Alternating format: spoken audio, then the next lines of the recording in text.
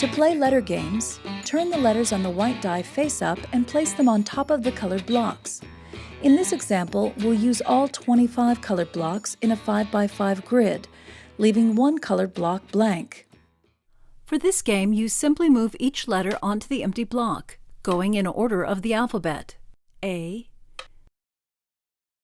B, C, D, E, F, G, and so on.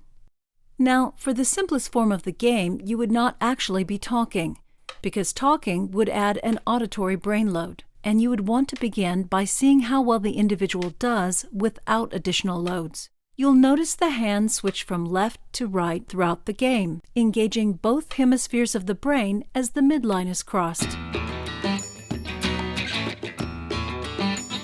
To decrease the challenge, you could begin with a smaller grid with fewer letters, and use wider spacing of the blocks, building up to the full alphabet as the individual improves.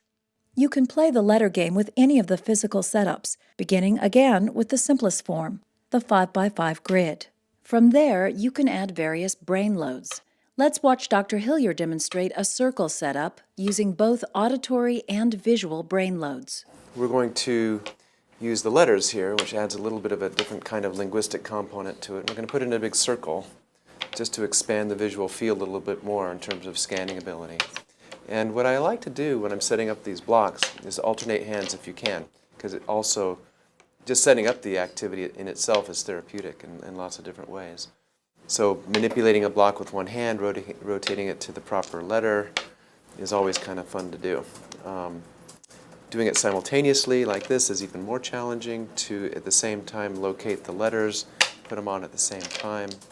I was fortunate there, but here we've got a letter and I'm looking for the letter there. Okay, good. So what I'll do here is add a little bit of a cognitive component for myself. I'm going to say the color from which I lift the block, and I'm going to say the color onto which I place the block. So I'm going to say A, orange, blue, and I might go B, green, orange, C, yellow, green, D, green, yellow,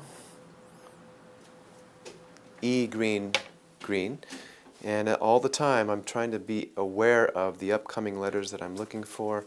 F, yellow, green, G, red, yellow, H, red, red. You also have to remember where you've moved your block so as to be efficient in putting your next block on top of it. I, red, red. You can create letter games based on the player's developmental needs. You might have them say a word that starts with a letter. Ant, book, cat. You could instruct that each word have 2 syllables. Anchor, banker, critic.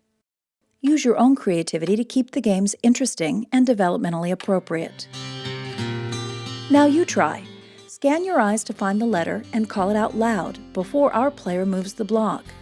You may also choose to set up the blocks in front of your screen to play along 3-dimensionally. We'll play this clip twice. Begin.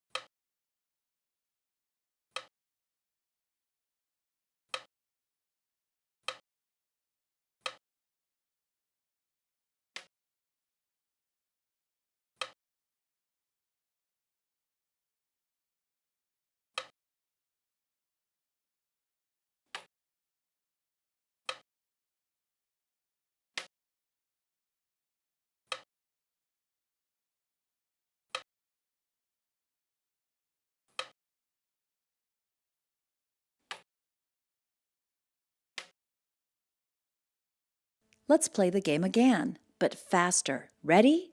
Begin.